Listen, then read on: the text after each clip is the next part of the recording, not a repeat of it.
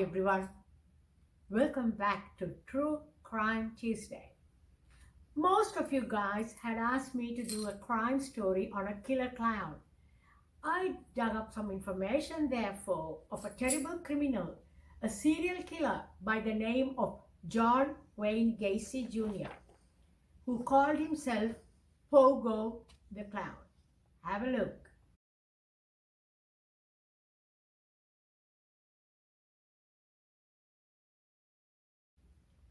John Jr. was born on March 17, 1942, the middle and the only boy of 3 children, and like most serial killers, Gacy had a very sad and troubled childhood.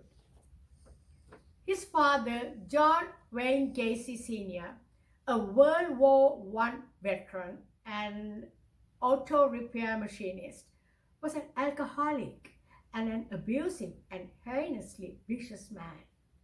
He beat up his wife and his daughters regularly.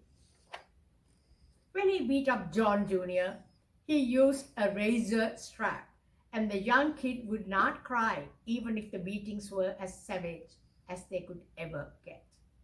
This infuriated the abusive, demented, alcoholic father, who beat the young child until he fell unconscious.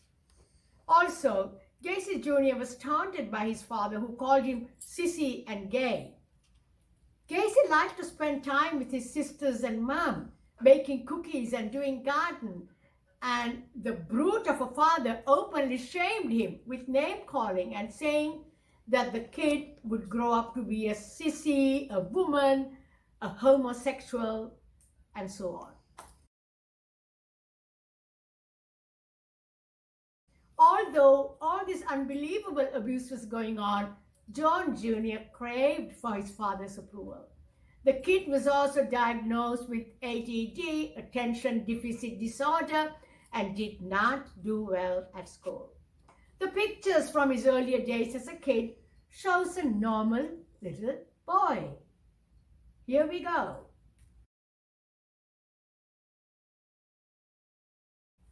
At the age of 7, young Gacy was molested by a family friend, and he felt so confused, afraid, and embarrassed by this event that he kept it to himself.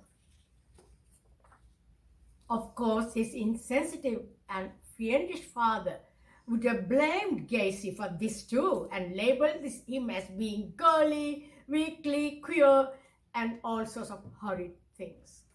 Gacy soon began suffering from blackouts and would end up in the hospital regularly, and his father would often see this also as a weakness and would berate the young boy that he was faking illness, yearning for sympathy. The relentless torture by his father made Gacy grow up with anger and hatred towards the world.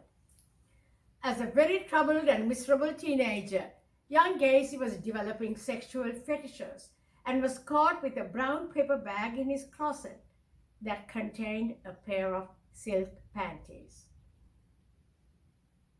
Let's fast forward a little now. Gacy got work in Las Vegas as a mortuary assistant, and he had revealed how once he went into the embalming room and got beside a male corpse and fondled it. Gacy was now taking his dangerous and sick sexual desires to a whole new level. Gacy started regularly performing at children's hospitals and charitable events as Pogo the Clown or Patches the Clown, personas he had devised. He wanted to be noticed, to be valued. However, there was more. He was molesting young boys. Gacy was caught and was arrested finally for molesting a young child after forcing the kid to consume a large amount of alcohol. He was out of prison after a 10-year stint, and by 1972, Gacy had become a regular sex offender. He bumped up his sadistic, maniacal desire for seeking thrill to murder as he ran through a killing mania from 1976 to 1978. The police dug up bodies buried under the crawl space of his apartment. And how many bodies were there? 29 bodies, all teenage boys. Take a look.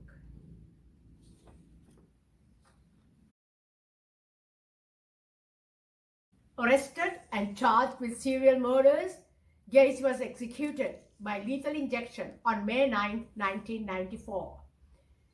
There is information that says his execution was not a simple one. The fluid that was injected was unexpectedly solidified, so his execution was delayed, then opened again. According to the research I did, I read that his entire execution took about 18 minutes. One of the prosecutors stated that he had a much easier death than all of his victims. Remember, guys, 33 victims that were actually counted. How many did he actually kill? We may never know.